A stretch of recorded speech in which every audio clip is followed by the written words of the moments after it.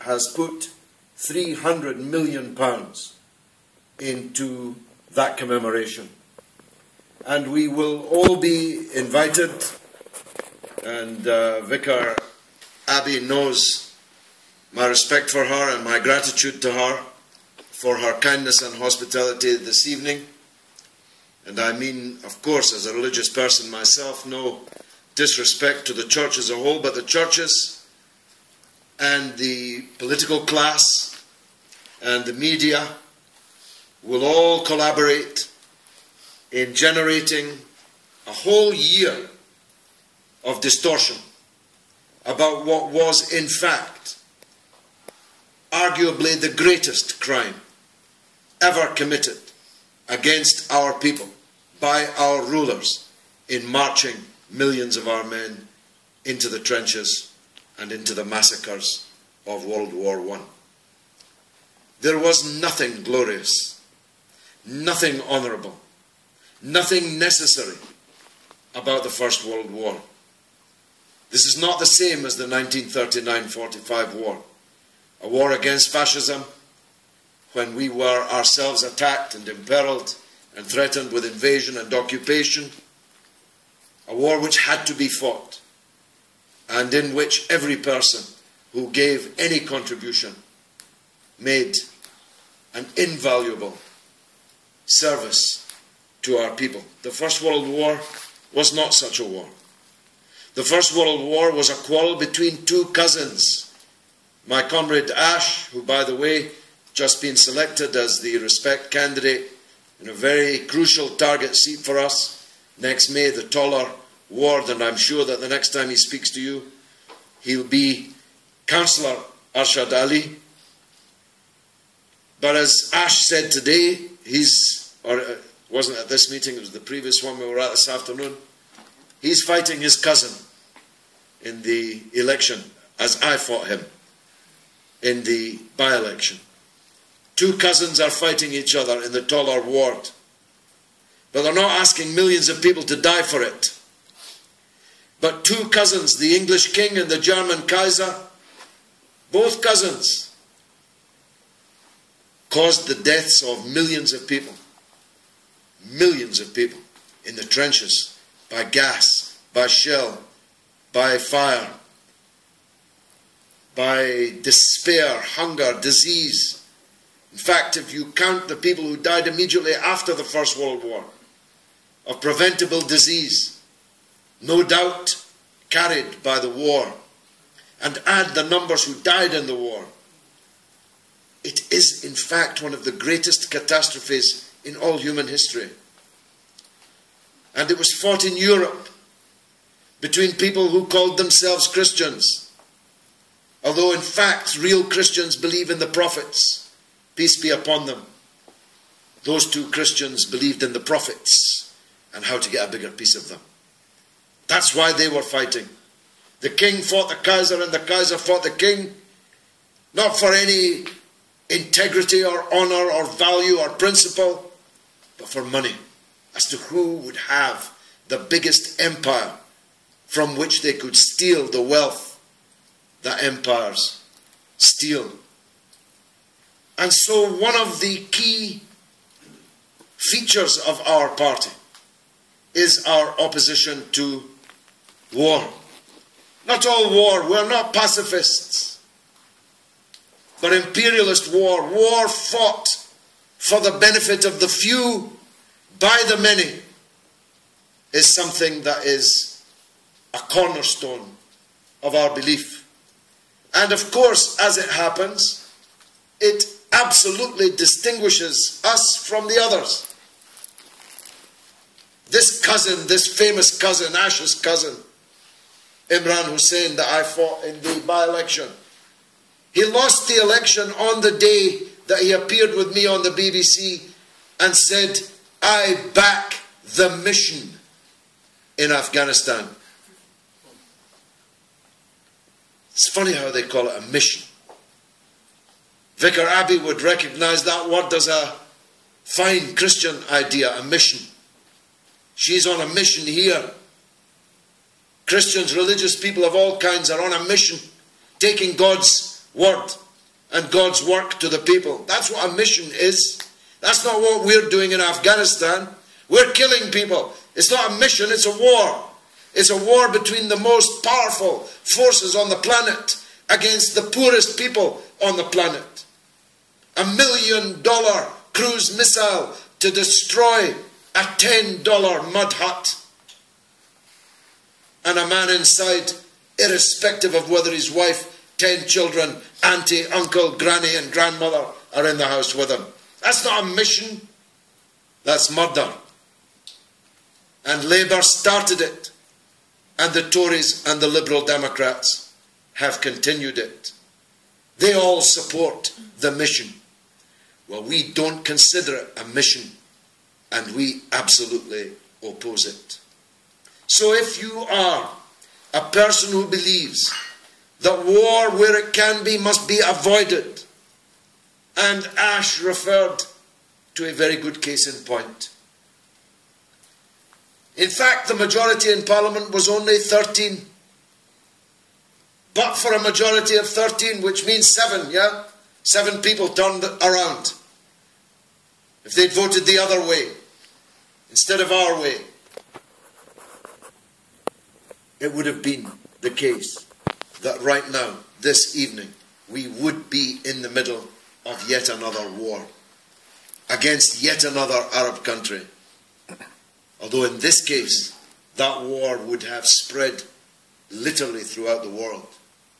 We would be hearing news reports of explosions in our own capital, on our own buses, in our own cities, as well as all over the world. We were just 13 votes away from being in the middle of that war. And in fact, whilst I respect Tom's campaign, and much of what he said, some of what he said, I don't agree with. If it wasn't for politics, if it wasn't for parties, if it wasn't for elections, then we would have been in that war. Because 4 people turned that debate. 2 Labour, if I count myself as Labour, which I do, just real Labour, not new Labour,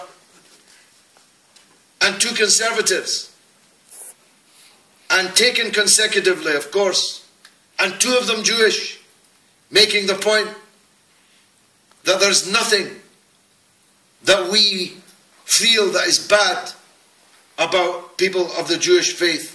In fact, if it wasn't for those 2 Jewish members of Parliament, we might be in that war. Julian Lewis from the Conservatives, Sir Gerald Kaufman from Labour, then David Davis, the man the Tories should have chosen as their leader, rather than Cameron, the cardboard cutout, Tony Blair impersonator, and then my own. Those 4 speeches, I was there, I can tell you, I saw it move, I felt it move, changed the decision of the House of Commons. 4 speeches, taken fortuitously, one after the other. At the end of those 4 speeches, there was no way that Cameron was going to win that vote. But if we hadn't been there, if Kaufman had retired at the last election, if I hadn't come back at the by-election, you see where I'm getting here.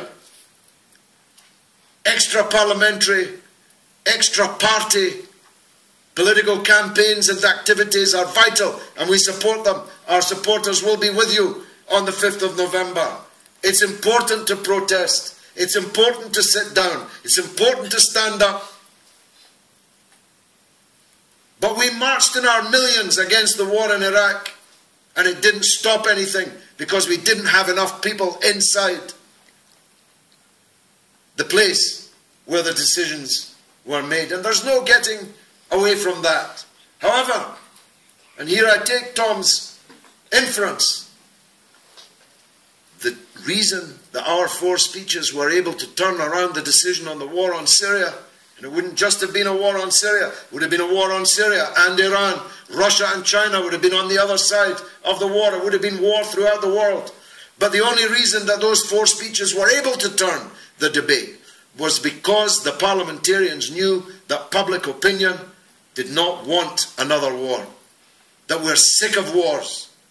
That we can't understand how we as a country who can't keep our old age pensioners warm in the winter time have always got money to set fire to other people's countries, who can't understand how our children have got to pay £9,000 every year to go to university, but we've got unlimited money to go and invade and occupy other people's countries.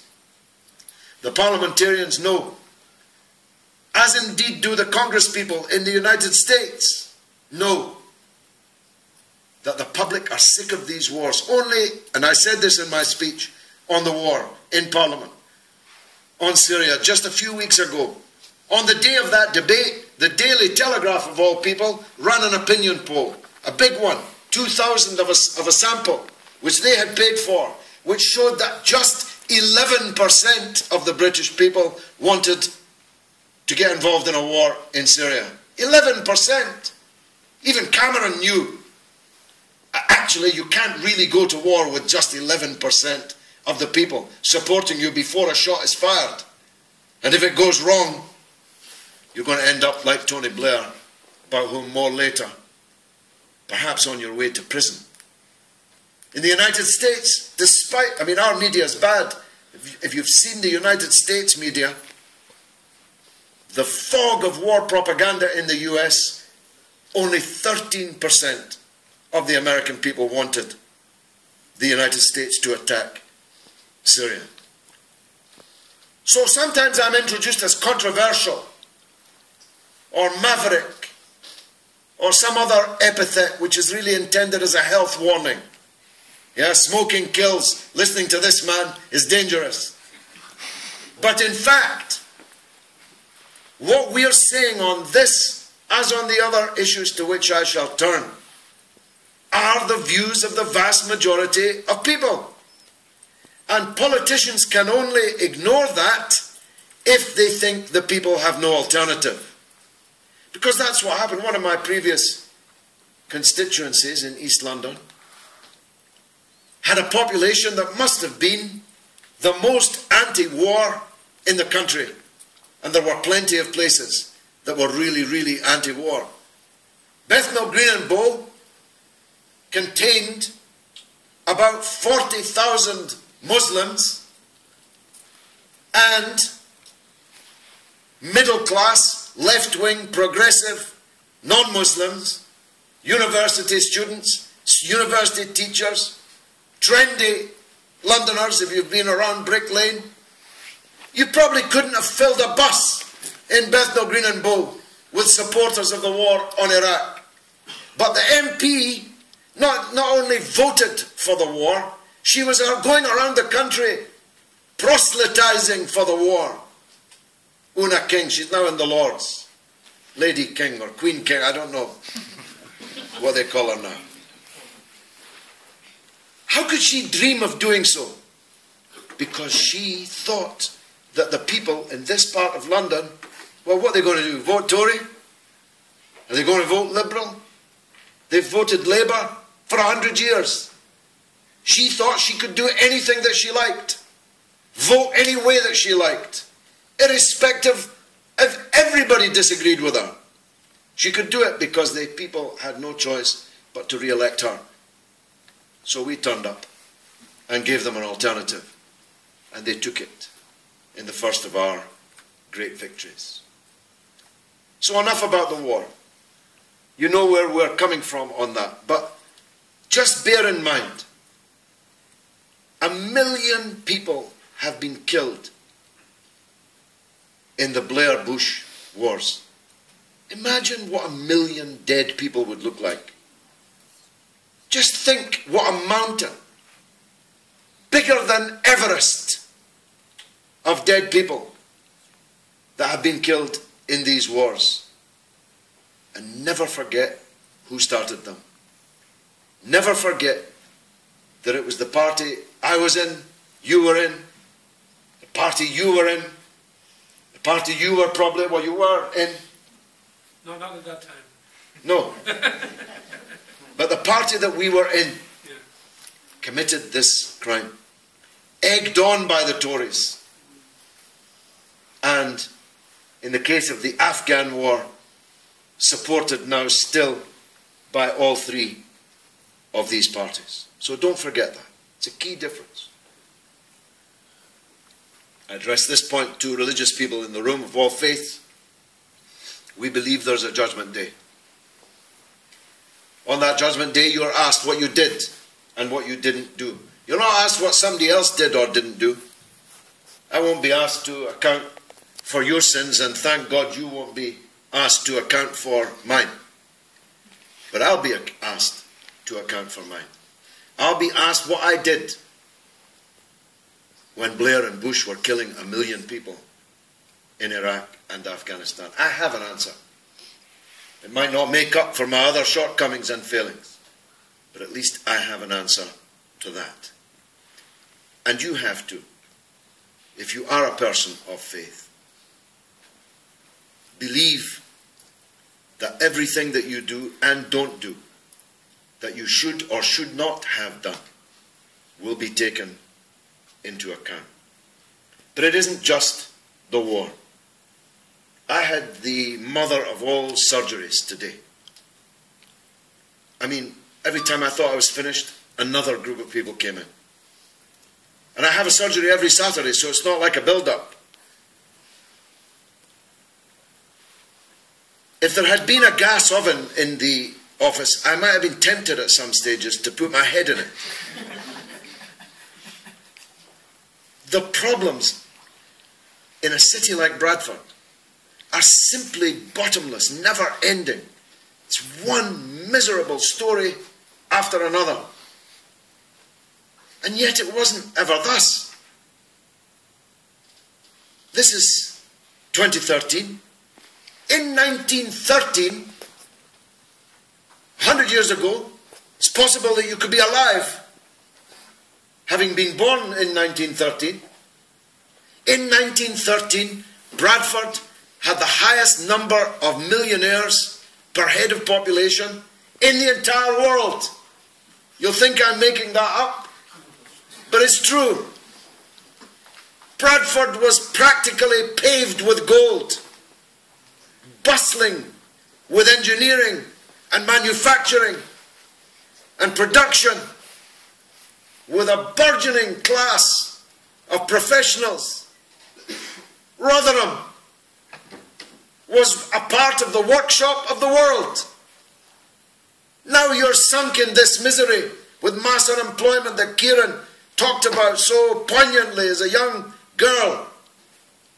But it wasn't ever thus. You used to make things that other people abroad actually paid money for, as did we.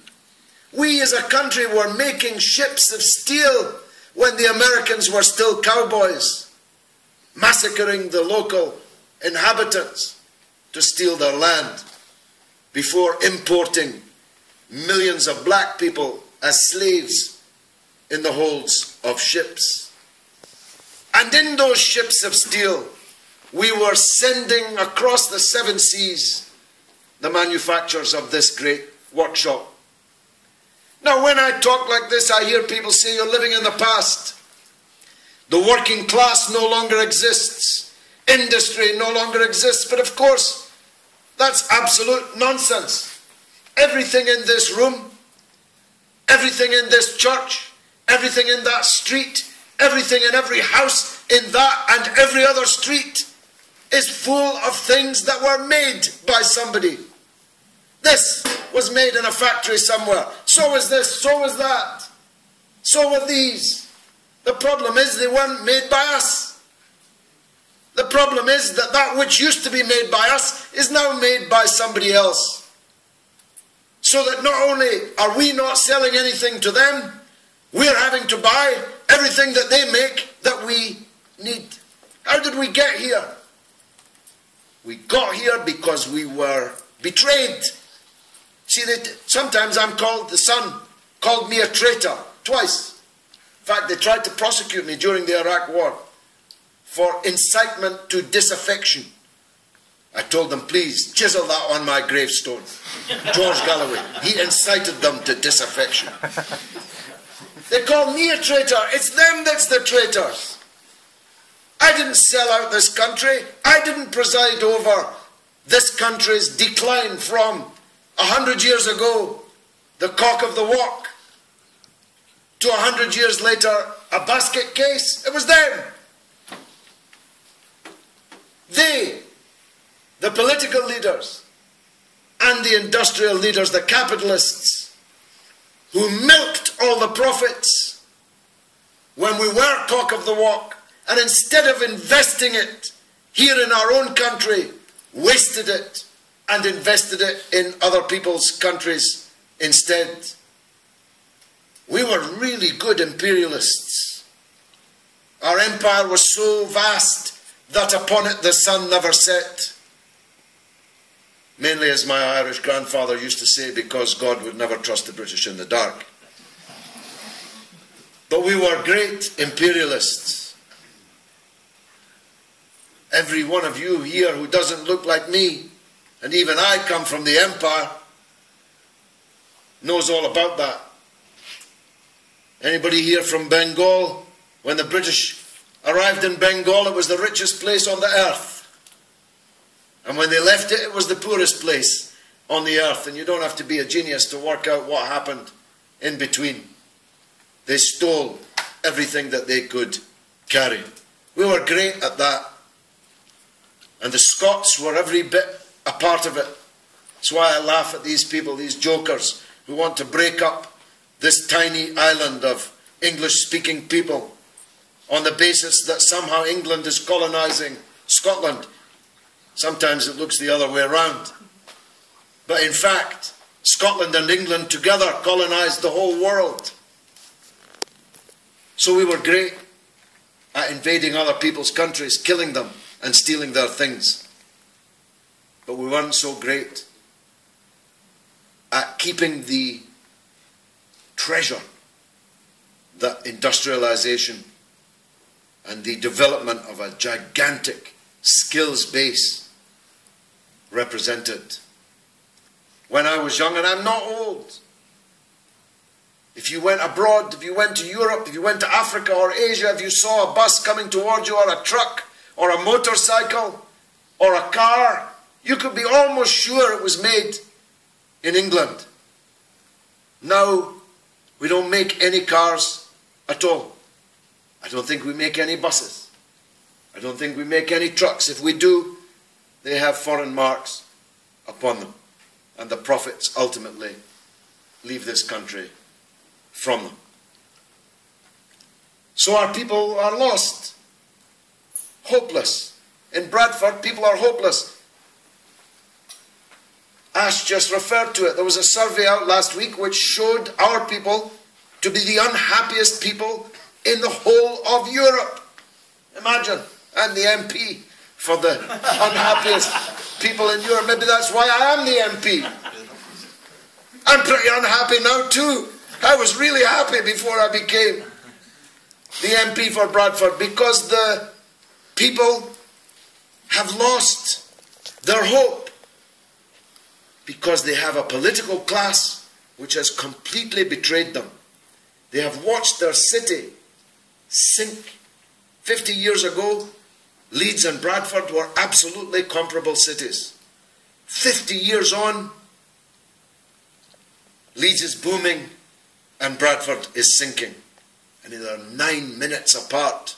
You can drive from Leeds to Bradford in 9 minutes. But that 9 minutes might as well be 1,000 miles. It's like, for those of you who were ever there, it's like the difference between West Berlin and East Berlin. One booming, rich, polished, the other sinking, poor and miserable. So, why should we keep re-electing politicians responsible for this scale of disaster?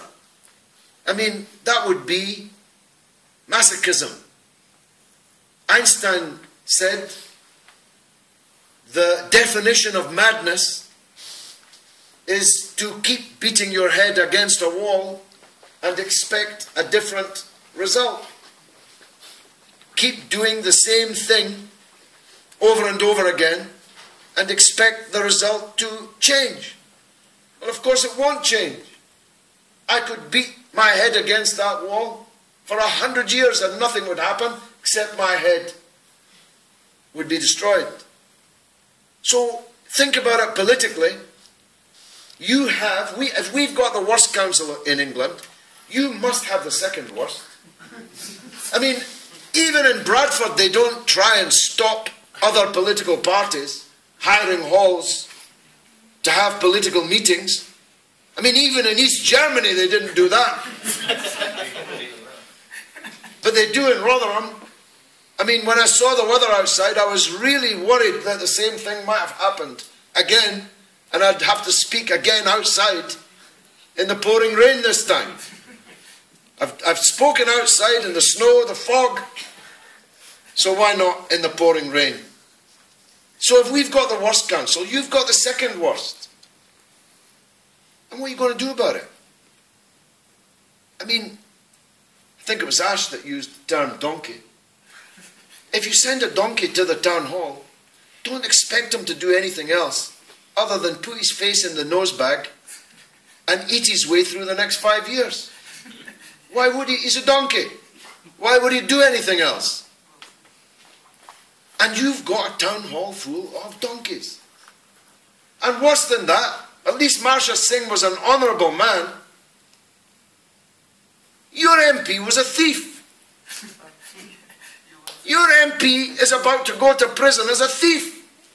A self-confessed thief of thousands of pounds from you and from the poor people in Bradford. I mean, how insulting can Labour get in having an MP who was a thief and expecting at the by-election just to waltz home with any old candidate that they chose. Except they were right. You did send. I mean, she's not a thief, the one you've got now. Champion, the Wonder Horse. But she is a donkey. Champion, the Wonder Donkey.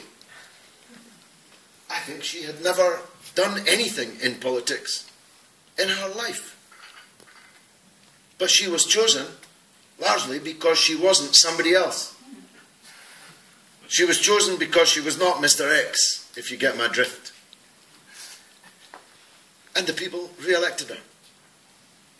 Not in a landslide. There were a few surprises in the election. We did quite well. But UKIP did much better. And Labour was a bit worried for a little bit of the time. But what's the moral of the story? The moral of the story is Labour took you for granted and you took it. Labour took the people of Rotherham for granted and the people of Rotherham took it. And as long as you keep doing that, why would anything change? Why would Labour have to change if by continuing to do exactly what they wanted to do, they won the elections anywhere? So that's why we're putting up candidates here in Rotherham in May. We'll put up at least 2. I hope we can put up 4, maybe 6. And some of them, as Ash said, can be you. The next councillors might be here in this room. I hope so. Because if you don't offer people an alternative, then by definition, they're not able to choose one. But if you do offer them an alternative, as we have proved over and over again, if you put up an alternative, you can pull off a surprise. At the very least, you'll be able to say to yourself, well, don't blame me because I stood up and was counted. My last words are these, and they are about accountability. I'm making a documentary film, feature-length, cinema-release documentary film called The Killing of Tony Blair. It doesn't, of course, involve me killing Tony Blair. Although that might be quite a popular movie. But I don't believe in killing. So I won't be killing Tony Blair, either for this movie or for anything else. The killing involved is Mr. Blair's killing of the Labour Party, his killing of 1 million people in Iraq and Afghanistan with his mate George W. Bush, and the killing that he's been making out of both. And my goodness, what a killing. You're going to get some surprises when you see this film. That's if the council allows it to be shown on the cinema here. I never thought of that. We'll have to set up a drive-in movie somewhere. My point, though, is this. This movie has 3 objectives, apart from being a successful and good film. It has 3 objectives. The first is to get Blair sacked as the peace envoy in the Middle East. Surely I can achieve that. Not since Caligula appointed his horse as a proconsul of Rome has there been a more inappropriate appointment than Tony Blair as the peace envoy to the Middle East. Surely. Is there MD that's killed more people in the Middle East than Tony Blair? But he's the peace envoy. We intend to get him sacked. Second, we intend to put a stop by making him toxic to the companies, corporations, banks and dictatorships that are queuing up to pay him millions upon millions and millions every year. £25 million last year he made. That was his wages last year. £25 million.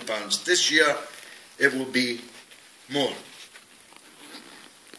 And thirdly, we want to put him on trial at The Hague because we believe that he is responsible for crimes against humanity, for war crimes.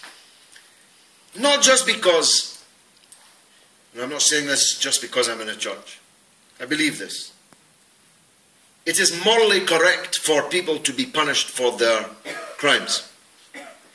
But because if you are not punished for your crimes, why would other people not go on to commit those crimes themselves? If Blair could kill 1 million people, make tens of millions of pounds, and face no accountability, no punishment of any kind, why would the next guy behave any differently?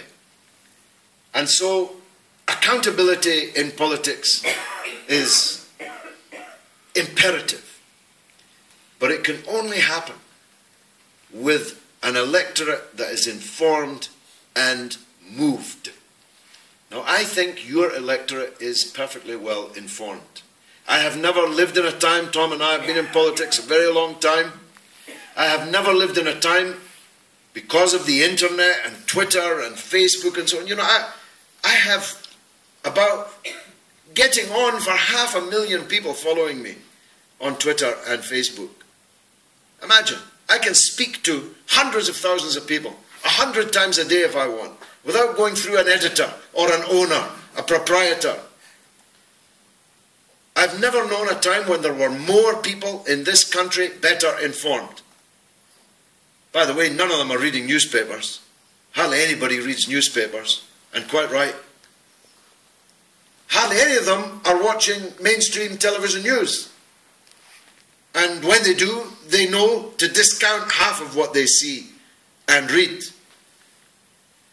But because of all the new methods that we have, there are more people better informed in this country today than there have ever been. The one thing that's missing, and that's what we're missing tonight, the X Factor. The X Factor, what time does it start, by the way? I'm backing that, Hannah. Hannah's a marvellous singer. Tamira's also fabulous. But the X Factor that's missing is... You're pretending you don't watch the X Factor. I meet people all the time that say they never watch it. And then you say, that Hannah's good. They say, she's not bad. The X Factor that's missing is a belief that they can change things. And that's what we've got to provide. Ash was my election agent in the by-election last year. I'm going to let you in on a secret. I spent just 15 days in Bradford. 15 days. The campaign was 19 days. But I went to Cairo and to London twice to record my weekly television program. So I was actually only in Bradford for 15 days. And in 15 days, we went from 300 to 1 outsiders. That's the, not vicar that I gamble or suggest anyone else should. I don't. But if I was a betting man, my odds were 300 to 1 on the first day I arrived. And 15 days later, we won a landslide victory, the biggest political swing in England since the 1920s. From zero on, Ash doesn't like me to put it that way because he got 1,000 votes. 1,500. I'm always getting that one wrong. Ash got 1,500. I got 18,500 in 15 days. Why? Because people suddenly saw that they could make a difference. That a credible candidate who could win, who manifestly could be an MP, who had been an MP, and who was better than the guy that the Labour Party put up, who couldn't string two words together. Suddenly people saw that, and in just 15 days they turned the political landscape upside down. That can happen here. It happened in Bradford, not 50 miles from here, or not much more than 50 miles from here. If it happened there, it can happen here. And the acorn, while small, can become a very great oak indeed. Wassalamu alaikum. Thank you very much indeed.